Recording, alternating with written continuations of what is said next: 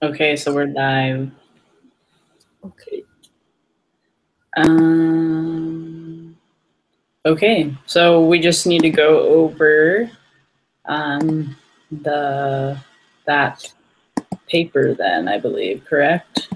Yeah, we just need to each take turns facilitating diabetes support group or something. Yeah. Does anyone want to go first? Does anyone have sorry, my voice hurt. Does anyone have specific questions or things they wanted to talk about, facilitate? So, okay, wait. So when one of us is facilitating, we're the ones that are kind of making sure it's going. One of us, we play a role. So one of us Right. the silent one, and then one of us is the monopolist, and then we can switch off, and then one's a composed participant ready for help, and then another one's a rejecting complainer. So we can just choose one of those because we don't have enough people to be all of them. Yeah. So as the facilitator, that's the person that's just getting the group going, right? Yeah. Yeah, so we'll just kind of lead the group and ask questions and stuff. Okay. And then I remember reading the Monopolist, but I can't really remember. Are they just really annoying in the group? Kind of, or what was it? I can't remember. I'm Googling it. So yeah, so it just needs to be 15 minutes. The silent one. I think Monopolist controls the group, tries to control everything. Okay. Okay. So yeah, I can start being the facilitator, and if we're talking about a diabetes control group, are you guys okay with just talking about how diabetes, how it affects the lifespan, how it affects the lifespan of middle-aged adults? Yeah. And we can just talk about different things that you have seen in the public that affect their lifespan. So do you want me to give you some questions, or do you guys want to just you could have about diabetes? Sorry, what'd you say? Go ahead, Sophie. I just said, yeah, you can ask us questions. I just don't know a lot about diabetes, but. Okay, is there something that, what is both of your majors? Sorry, I don't know you. Oh, I'm a public health major. Okay, public health. Mm-hmm. Sophie, I didn't hear what you said, sorry. Public health. Okay. No. Okay, so. Are we supposed to pick which character we're going to be and tell you, or are we just supposed to do it in our head? And yeah, well, so there's 3 of us because we have not heard from Jim, and we reached out to him. Sophie sent emails, and we're all on the discussion board, so we're just going to go ahead and start our group. I'm going to be the facilitator. Brooke, it's Brooke, correct? Yeah.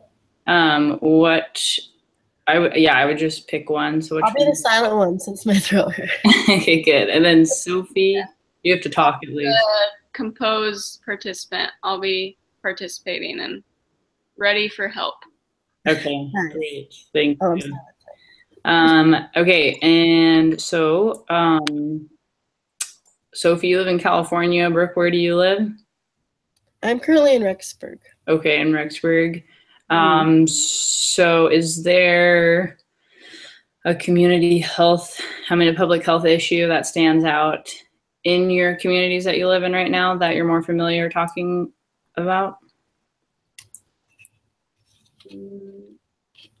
We could do. Can we switch it? Because I thought we were assigned diabetes. Oh, okay. Sorry. don't know. Yeah, just kidding. Good job. You caught that. Okay, so yeah, so we're gonna go with diabetes and how it affects middle-aged people and how it affects their lifespan or just their daily life in the communities. In California and Rexburg, what are the main things that you see affect our community with diabetes and middle-aged adults?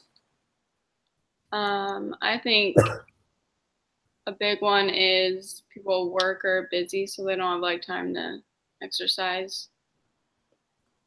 Yeah, definitely. And that plays into diabetes. Yes. So do I ask Brooke? I can, right? Brooke, tell me about Rexburg, about what do you notice how diabetes is affecting the community there? I haven't really noticed like how it affects people. I don't really know a lot of people here with diabetes. I mean, I took a class and we talked about it once, but I haven't really seen like. Do you see there's something you can implement in your community that might help lessen the rates of diabetes or lessen the effects it has on the person with the disease? Something that you can implement in your community? I think exercise is a really big one. Just like promoting that and good health, like good eating habits. I mean, I know there's different types of diabetes where it's genetics, but like eating habits and good exercise habits are good to prevent it or diminish the effects, I guess. Yes, that's great. And that's just like Sophie mentioned, how exercise could be a benefit to the community and hopefully implement something that might lessen people getting the disease or making it more of a controlled disease in our community. How long do I talk for?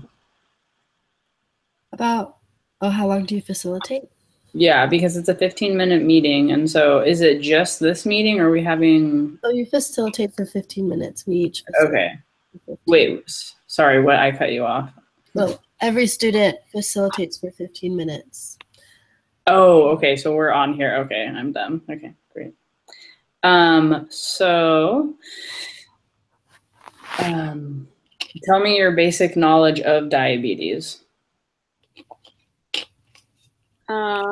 I just know it has something to do with your blood sugar level. And I know a lot of people that are like overweight are more likely to get diabetes because of exercise and poor eating habits. That's all I know. Yes, and so with both of you being public health majors, it's going to be something that you're going to get very familiar with and see in a lot of your work, and the plans that are in your community will probably bring up diabetes. So is there any way that you personally think you can help change the increase or the way people handle diabetes? I think it would help if it was more, I know it's so common, but maybe like if it was people talk, I don't know.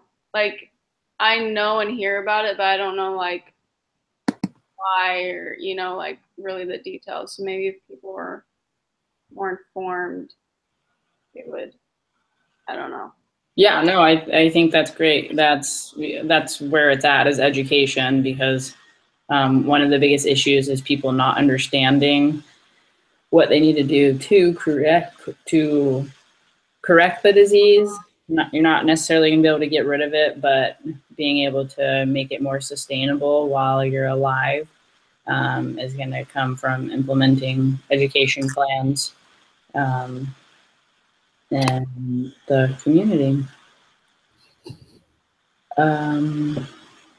So, oh, sorry, I forgot to do an icebreaker thing with you guys, but I'll say the icebreaker is asking what your degrees were.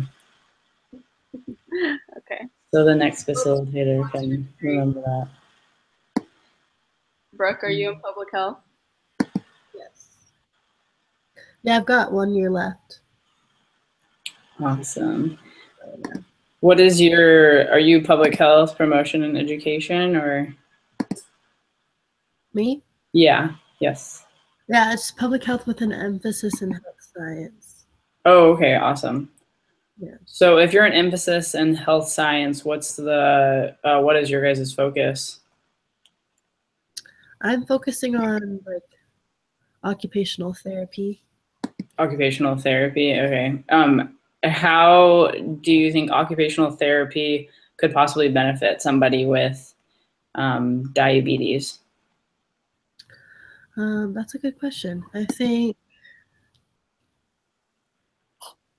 mostly what an occupational therapist does, they do a little bit more than physical therapy. They can help people with just their activities in their daily life. So I guess giving them an exercise plan, maybe helping them with food plans. I think just kind of helping them cope with not only the symptoms, but the stress it causes, and kind of helping them cope with like exercise and stuff like that. Mm-hmm. Yes, that would be a great tool of, I know with diabetes, it's not only harming their body, but there are a lot of cases that are brought up in, well, like we said, education, but mental issues and learning how to cope with the disease. And that's one thing that a lot of people skip over. And so as public health, I don't know, degrees, that's something that we can focus on to implement into our communities. Yeah. So I'm just gonna, call that good on facilitating for that part. I'm supposed to discuss the following of challenging as a facilitator. And obviously, I probably should have had questions written out ready for you guys, just because then it would have been a lot more easier. So that's one of the things I learned. And then I do think like the icebreaker with being an online student, like obviously we don't know each other. And so it's super easy for a group to just get on, and I don't feel like we're as creative like when we don't know each other. So it's kind of weird. And you're just kind of doing like the checkpoints. And so the icebreaker would have been a benefit. So I apologize. And then definitely like when nobody's like talking, because I still think I talked too much. And obviously we learned about that, how I need to do more listening. But yeah, so thanks for being patient. You did great. Yeah. I can facilitate next if that's. Yep. I'll be the complainer this time. Oh, great. Okay. What is the complainer exactly? Is that just? I don't know. Just like I complain about everything I say. I don't know. The help rejecting complainer. I just won't want help or want to participate, I guess. Yes. Wait, what, sorry, I just exited out of, what are the things again? What is the list we have? So it's the silent one, monopolist, the person ready for help, and the complainer. Okay. I'll be the helper. Thanks. Okay. So I guess I'll do a little icebreaker. You kind of already did that, but remind me where you guys are from. I'm in Rexburg right now. Where are you guys? I'm in San Francisco. Oh, fun. I'm in Texas. I'm from Alaska. Nice. Okay, and how much longer do you guys have in school? I finish in April. I finish in April as well. Lucky. Yeah. Lucky. But you said you have 1 year left, so what, next winter? Yeah. So Yeah. not too long. If I apply myself, I can. Yeah, no, I know. If I would have applied myself, I could have been done after the semester, but I didn't. So I know I've been in school for like 5 years already. I'm yeah. like, Were you guys all on campus at BYU Idaho, or did you come from different schools? No, I came from Provo, BYU, but then Okay. I moved to California, so I did BYU online. Yeah, I feel you. But so Brooke, you're at BYU Idaho, so are you taking classes on campus as well? yeah, this is my only online class. Oh, nice. And it wasn't available when I needed it. So Oh, that's not bad. It's not too bad. full load, yeah. Is it Yeah. cold there already? Is it getting cold there? A little bit chilly. It's really nice right now, actually, but I don't know. I haven't been outside in a couple of days because I'm sick. But I'm like, I don't know what the weather is. But yeah, it's super nice. But it's good. Yeah. Let's see.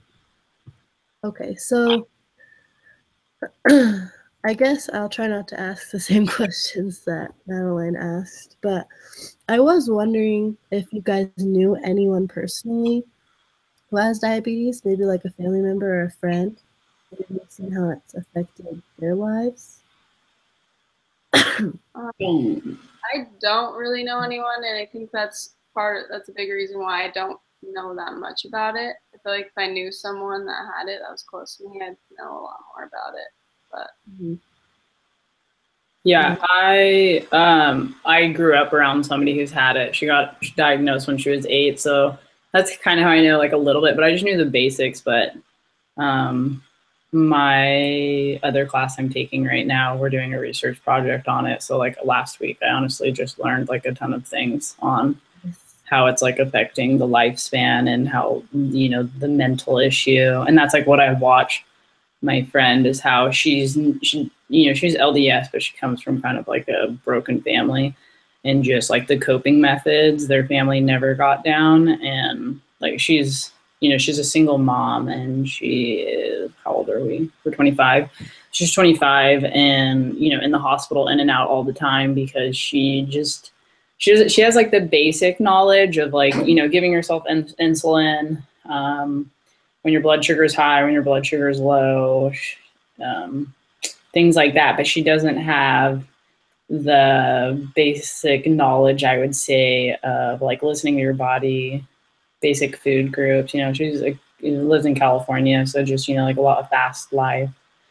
So do you think your friend doesn't have like the proper education of how to cope with it, or? Yeah, because I think it takes a toll. Like, just imagine being an 8-year-old girl getting diagnosed one day with diabetes and how that would like affect you. And so a long time then. And you think she still doesn't really know how to cope with it? Yes, but I don't know. I feel like it's a really weird subject to talk about because I couldn't imagine being 8 and then, like all of us, like we didn't eat sugar because we were worried about our weight. But like having that ingrained into your head starting at 8 years old where you really can't have things that all the other kids are having because of what it does to you. That's hard too, because some people, when they think of diabetes, they think of like poor eating habits. But when you get it at such a young age, it's like genetic, you don't really have control over it sometimes. And so that's hard too, because it's not something you inflicted upon yourself. It's like genetic. And so now your friend has to like live with it and try and cope with the side effects and just like her daily life. And so that can be really hard. Well, but that's one of the things that I think could be an issue, is because people focus so much on it being genetic that they forget how they can live a different life. Like they can what's the correct word? I don't know. Like they could sustain it in a different way, because yes, she got it obviously genetically, but how can she control the disease, and that's what I think people are forgetting about. But they control the disease by simply the medicine the doctors give them and the insulin. That's how they control it. They don't control the outside environment that they're living in. Right. So I guess the question would be, what are some coping mechanisms? Because there are ways to kind of, like you said, help with the symptoms, like insulin. Yeah, control those outside factors. What are some ways you think that people with diabetes can kind of cope with it, other than taking insulin and stuff like that? I would say education, to be honest. Like, I'm sure you guys recognize how you guys have changed. Sorry. How you guys have changed just by being a public health major. You know, you've learned things like to help you personally and to help your family. So like hands down, like taking classes on the body and nutrition, things like that. Yeah, like it should be a class like everyone has to take. Yeah. Mm-hmm. Yeah, I think it's good just to educate yourself.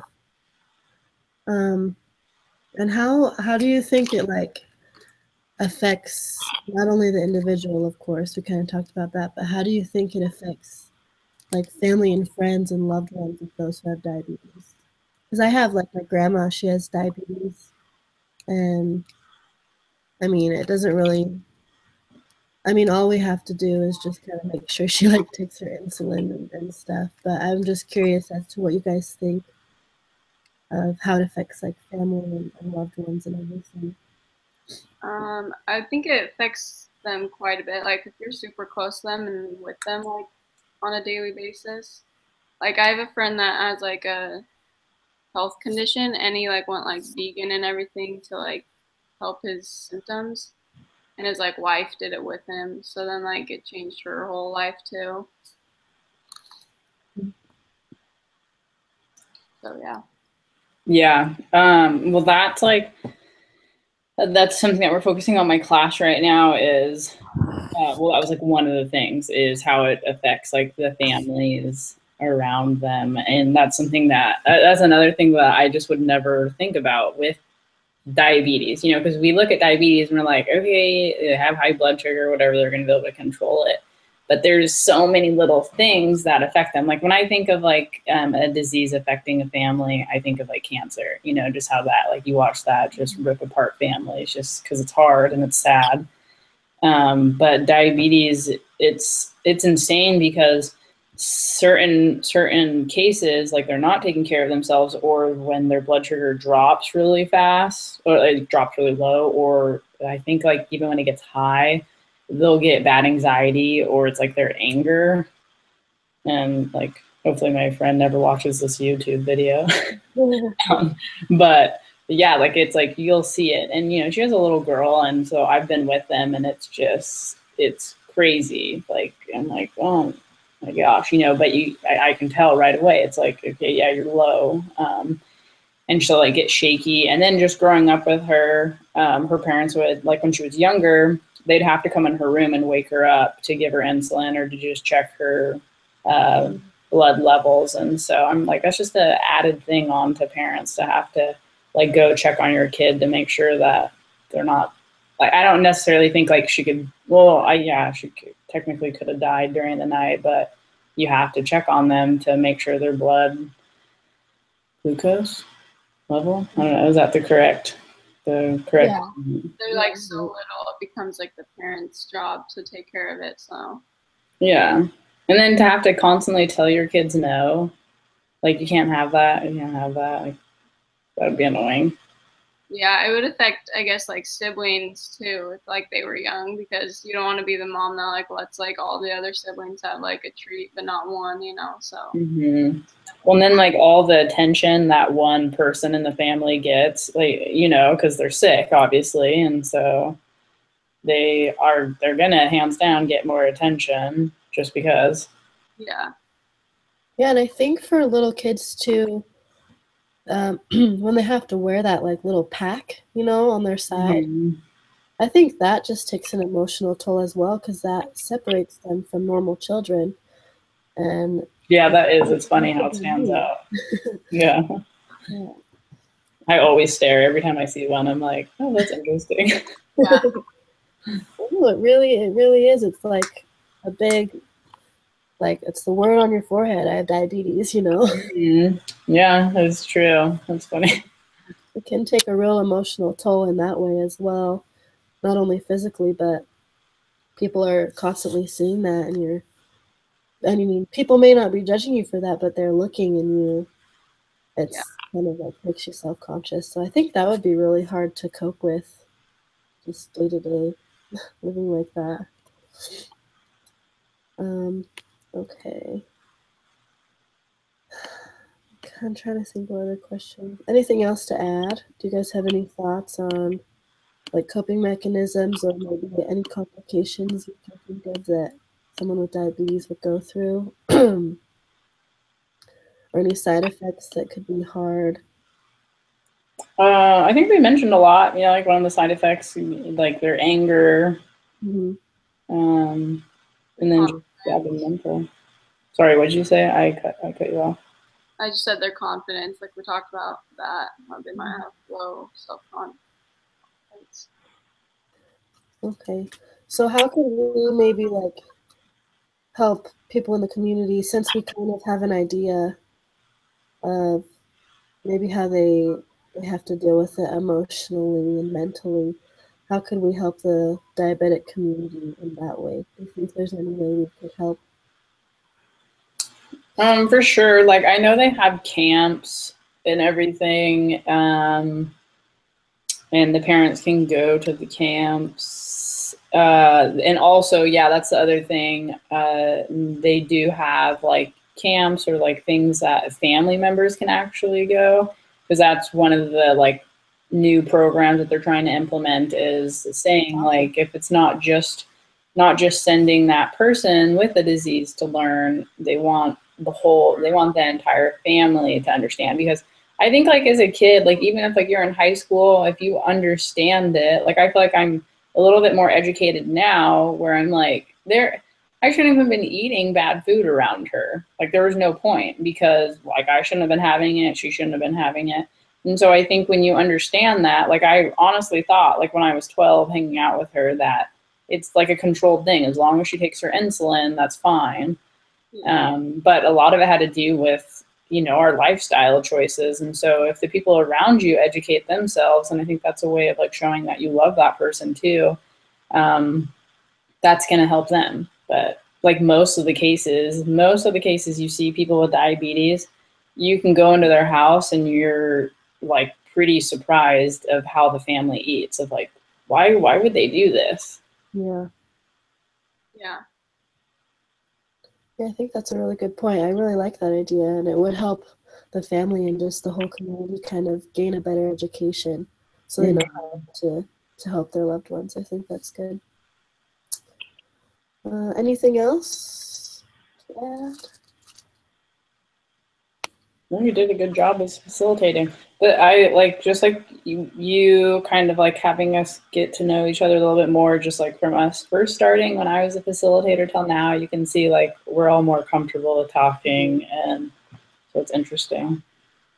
Yeah, and I think it was good. Even like even Sophie, who was supposed to be the like rejecter complainer, helped out too. So I think it's nice when everyone puts their like input. It helps the facilitator and you guys like make comments.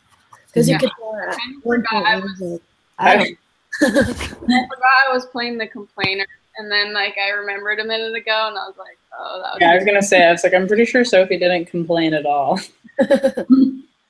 That's good though. We would have been a good group if we have to. Yeah, I think it does help a lot for the facilitator, for me, to have questions beforehand. Because I kind of asked like all my questions, and then I was like, well, anything else? It does help to be prepared, but you guys helped a lot, so I think that was really good. Well, good job. Thank you. Okay, well, I guess I'll go. I'll be the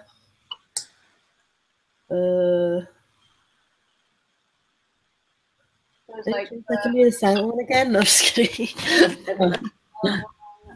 monopolist. I'll be the I guess. Wait, what is the monopolist again? They try and control. Yeah, I don't know. I'll just be the complainer. Okay. I will be. Wait, so is the monopolist something that just talks a lot? Because I talk a lot, so I can do that easily. I think it is, and like sometimes they say like things maybe that aren't as helpful, or like. Yeah. I would have liked to have had this meeting, and then it would have been hilarious if she would have sent us this information to read over to see like how we all are. Okay, as I go, if I say things that like we've already talked about, sorry. That's fine. Try and control that. I'm just kidding. Yeah, you just control it. Okay, so I'll just introduce myself. Facilitator. I'm Sophie, and I have this semester and next semester of school left, and then I will be done, and I'm not sure what I'll be doing, working somewhere. And then Brooke, you have one more semester as well? One more year. Or one more year, and then Madeline has one more semester. Yep.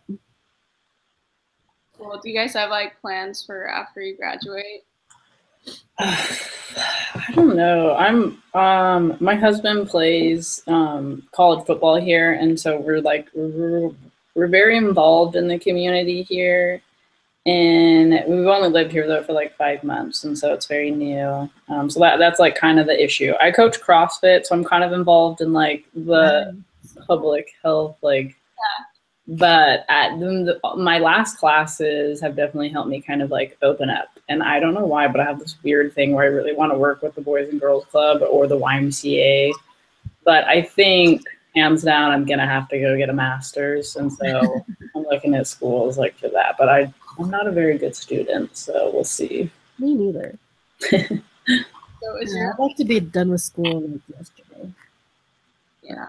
Yeah, but I feel like health sciences would even be hard, like more hard than like what am I? Public health, education and promotion. So I feel like health sciences would be a little bit more difficult.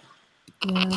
You have to take like science or chemistry, those sort of classes. Those are difficult. Are you going to be like pre-med, or is that why? Well, no, because since I am doing just like therapy, that's kind of my focus right now. Oh, that's right. You told me that. Okay.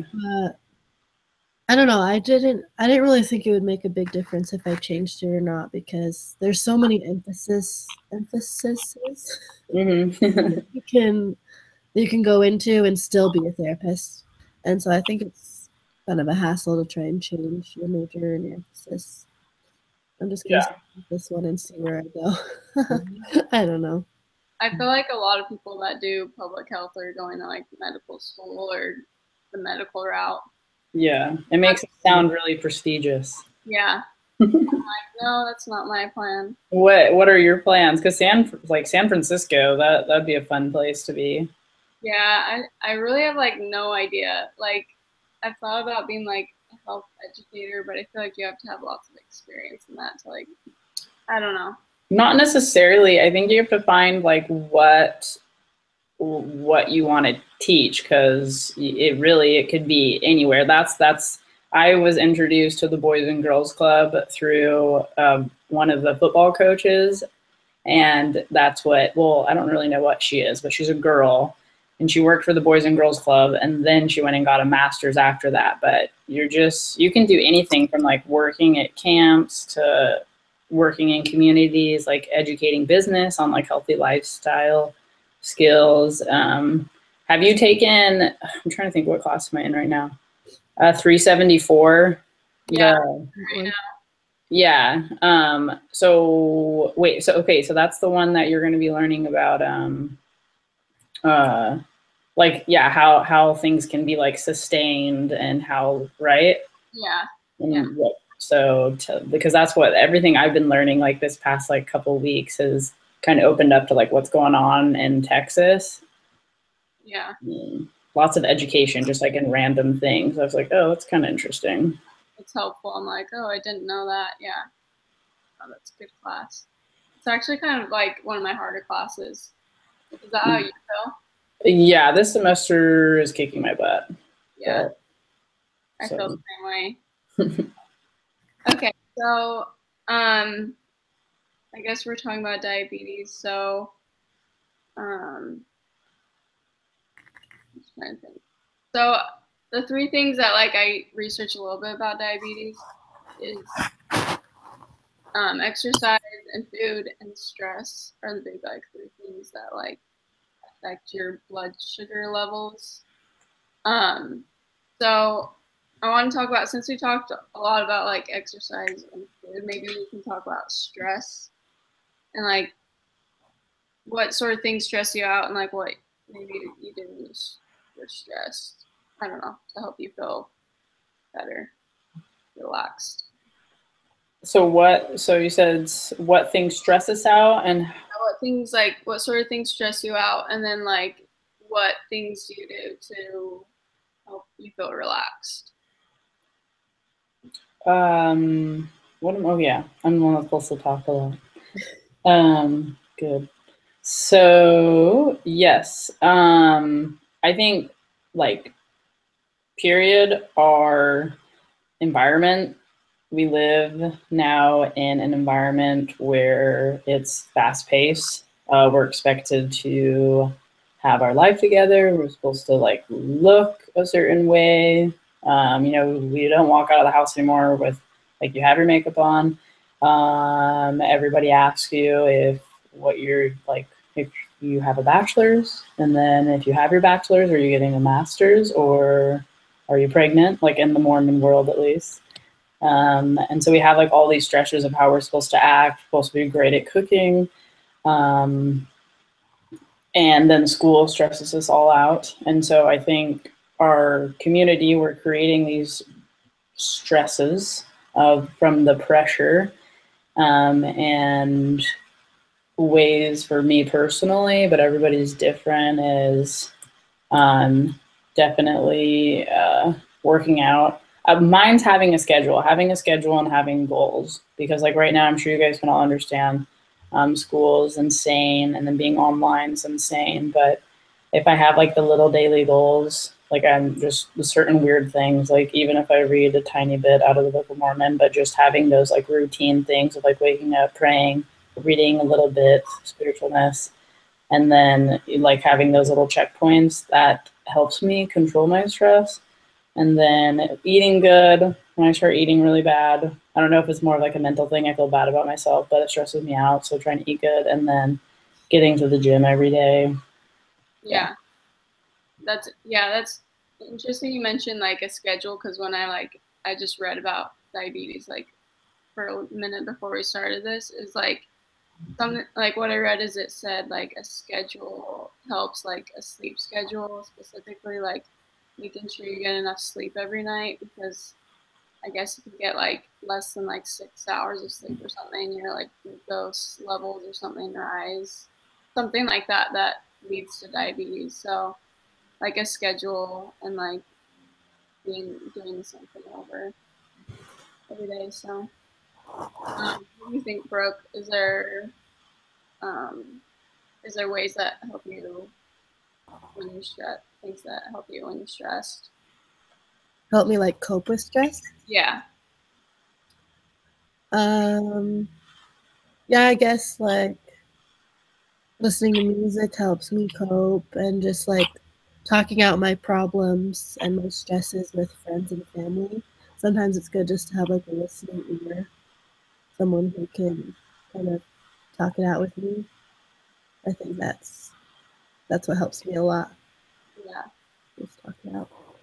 Yeah, and like Madeline said, like when like I eat bad and stuff, I like kind of feel stressed. So I think like everything plays together. Like when you're eating healthy and exercising and enough sleep, like you feel better, but not only like feeling better, but you're also you're also healthier. So kind of all. No, I think that's totally true, because I noticed like on my mission and even now at school, when I would work out more, I'd have more energy and be happier and more positive.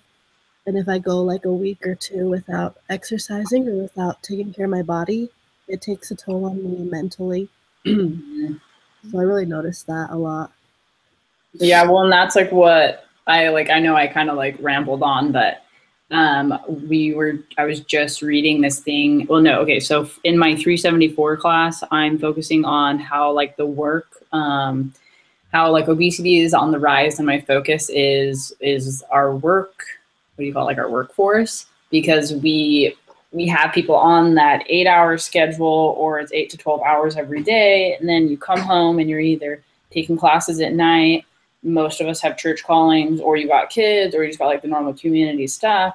People don't have time anymore to take care of themselves. And if they do, it's usually like trying to just like make sure their hair looks good, their face looks good, their eyelashes look good, you know, and like, cause hello, that's going to make us feel better too. I agree with that. And you literally do not have time to work out unless that is like a priority. Like I make it a priority to go to the gym and have expensive memberships. Well, like not anymore, but like before I coached, it was expensive to have a CrossFit membership.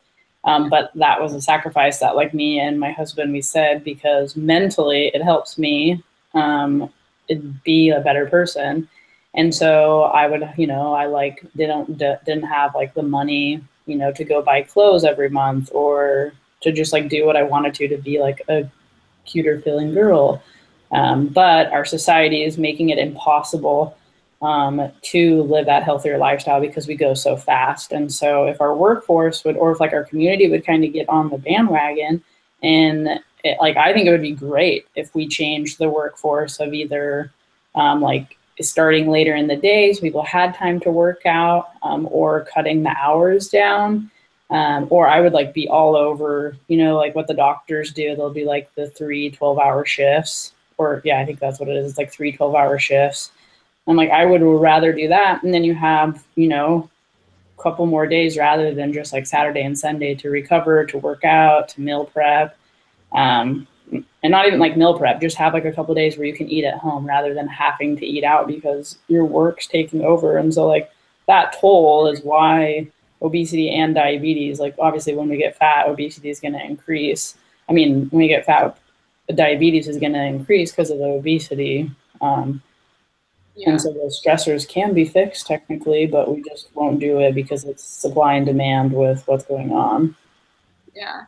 I've heard of like some companies like doing like, or like they just have gyms in their offices which help, or like, I can't remember what it was, but it was like my friend, I think he works at LinkedIn or something. They like get like a free like meal or some sort of like incentive for like working out and stuff. So I think that's cool when like companies try to like promote that and healthy living, because really when they are like when their workers are exercising and stuff, they're probably going to work better or do better work because they're mentally there.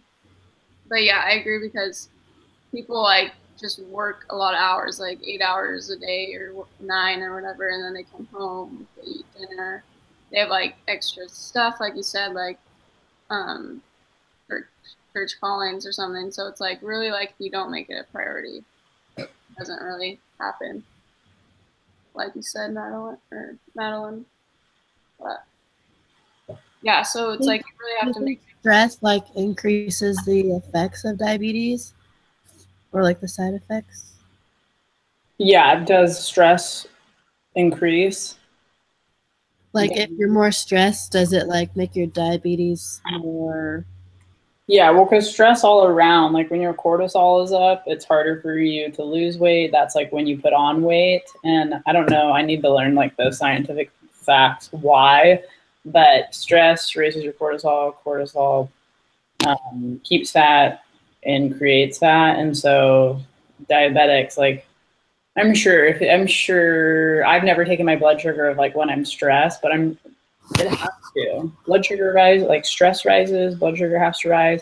So when stress rises, you eat bad, cortisol is naturally going to rise your levels like in hormones in your body. So yeah, it's just a long-term, like, yeah, it's bad. Stress is bad, but people don't recognize that. People try to have like their kids involved in like 100 different things, and then they, try to do everything with their friends and, be part of like your social group. And it's like, it's so important to just chill and to have a schedule and to like, Yeah. then I guess. It's like important too, like when the kids are in so many activities in their school, like to have like an hour before like bed where it's like quiet time or something. So like it's just like a way to relax and kind of wind down.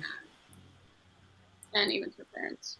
But, well, I think that's good. I think that was 15 minutes. So yeah, good job, guys. Thanks for talking a lot. Yeah, see, I talked a lot that one, so we didn't hear too much from Brooke. So it just shows if somebody dominates, I know. I had nothing to complain about either. Come on. I should have complained about how much you were talking. Yeah, that's what you should have said. You should have said, I have an opinion too. So are we going to have to meet as a group again, or is this just a one-time thing? I don't know. Sometimes it's hard to keep up. Like you have to like read, like always like read, and I don't know. Go ahead. Like I didn't know we were meeting until yesterday when I like finally got down to and read that we met. So yeah, well, and that's what I'm thinking. Jim probably, like, I think he's still in the class, but he probably just didn't catch it. Yeah, it is hard. Yeah. Well, good job, guys. Okay, so I think all we do is we exit out of this live, and then you copy and paste it to the discussion board for her to watch. Yeah. So since Sophie, do you have any like comments on debriefing? Because it says debrief after the whole meeting, but we kind of debriefed after each individual. I'll debrief for a minute. I just said it helped a lot when like Madeline had a lot of comments, because then like it made me think as well, like more about what we could talk about.